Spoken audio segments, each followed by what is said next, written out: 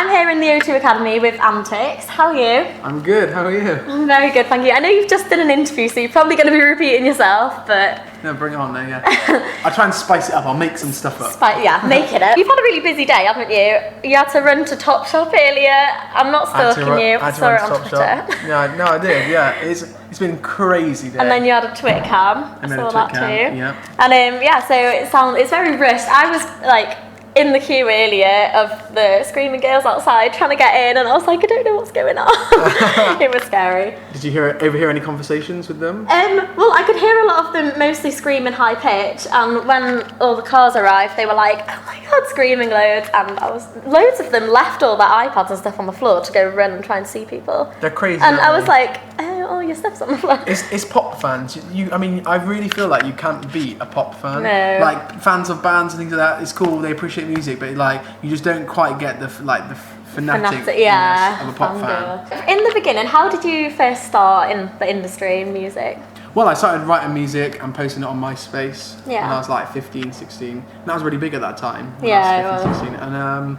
And yeah, and then one after the other, people started noticing and asking me to come up to London, A&R reps and things like that. Yeah. And my journey's been a bit bumpy, really. Like I've had loads of offers on the table, and then they've not really been what I wanted to do, so I haven't taken them, and then I've gone on other directions, and then that hasn't worked out, so we kind of skipped, and it's been kind of like a crazy kind of little ride. But I just like, as long as I wake up every single day happy and writing music, that's what I'm all about. So you're enjoying it anyway? Yeah, exactly. Yeah. What advice would you give to like an aspiring artist? Do you know what? Advice is so hard because it's like, it depends on what that person wants to achieve. Yeah. Does that make any sense? Yeah. I'm somebody who, like, I will never sit down in an interview and say, I think reality shows are a really bad way to go, or, you know, like, I just think to myself, like, whatever it is that makes you really happy and that you're content with, then just go do it. Yeah. But I think ultimately you have to love what you do and don't let trying to make it take over like the love for music and writing. So you have shared a stage, I know, with like big artists like Conor Maynard, Rita Ora. Do you ever get starstruck? Do you know what? This is gonna sound really, really lame, but I'm just gonna put it out there. Loads of people, right? You just walk past them and you're just like, oh, you like Conor? Because it's like you just feel like you know that person. Yeah. But I'd say the only time I ever was really kind of starstruck, and it wasn't really starstruck as if to say like, I didn't turn into a fangirl. Yeah, but not quite. Like, one of the first ever things I did was with Peter Andre, and I find it really bizarre because I was like, you're Peter Andre, like this is so hard to get my head around. Even though like out of everyone, he's probably like the like lowest down on like caliber of like a celebrity list, but he's really famous, and if you say to someone Peter Andre, everyone knows him. Everyone knows him, and I was just like, dude, you're on ITV too. The other people, like really big acts, they would just walk past you, and I'm just like, right, and it's just, I don't know. I guess with people like Conor Maynard, he's like the same age kind of exactly, with you, so it's just like another person. And I think it's just experience now, I guess. Like when you meet a few people, they kind of just you realise like that. Well, in the same way that I'm at a concert and people have queued up to scream at me, I guess that I just see it for what it is, and so I'm just like, they're just a person just going to the bog or going to grab their food. Do you know what I mean? I've been watching for the last like week these Just Another Radio Show things you've been putting on YouTube, little Chris. Yeah. Have you ever considered like going into presenting or anything, because you're so hyper all the time? No, do you know, I've had lots of offers to do lots of stuff. Yeah. And I would never say never, because I love people and I love doing stuff and I love being me. But I like making music. Yeah. It's like... So in the pop world, there's this tendency for people to like, if you have an ounce of personality about you, as well as making music, then clearly you're also a TV presenter and you're also a radio. Do you see what I mean? Yeah, no. Like, and I would never say never, like, you know. But I just want to concentrate on music for now. Because I think it would take over otherwise. I mean, I'm starting to make YouTube videos, I've noticed. Vloggy type stuff, just because it's funny, just in my downtime. But that's not going to overtake, you know, music. Yeah, because I was going to say, like, I've seen some of your YouTube videos, like Ask Anttix on him. Yeah. You're like really hyper and like perfect for what people look for on YouTube and everything. Yeah. But obviously, like you said, music's like bigger. Exactly. But, so, are you excited for tonight? Yeah, do you know what? I get really nervous. Do you? Not about performing in the slightest. Like I feel like I could perform in my sleep. Yeah. But it's the anxiety of being on the road and being on a tour, and